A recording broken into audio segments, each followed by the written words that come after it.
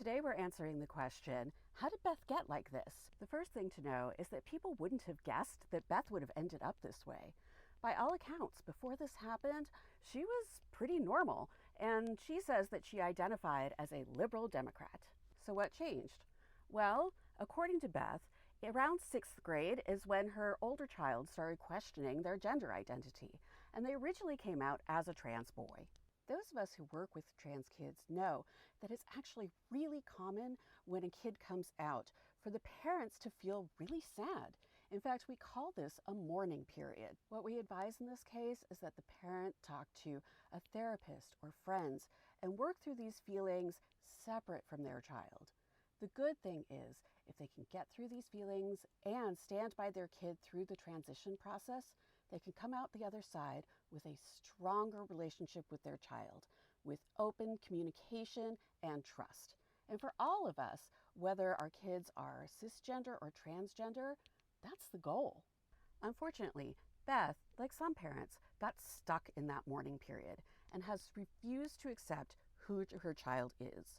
In that process, she's been looking for someone to blame. At this moment, the right wing had pretty much settled on the trans community as a new enemy to demonize in order to mobilize people to get out the vote for the 2024 election. So when Beth went looking for someone to blame, there was already an entire apparatus being set up in order to blame LGBTQ plus advocates, teachers, school districts, libraries, and elected officials as people who are responsible for turning children trans with this social contagion. If this sounds familiar, it's because the right wing has been using this kind of rhetoric against the LGBTQ plus community for decades.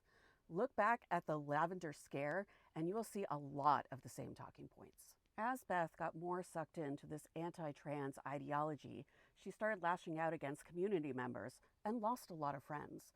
So then she needed to find a new community.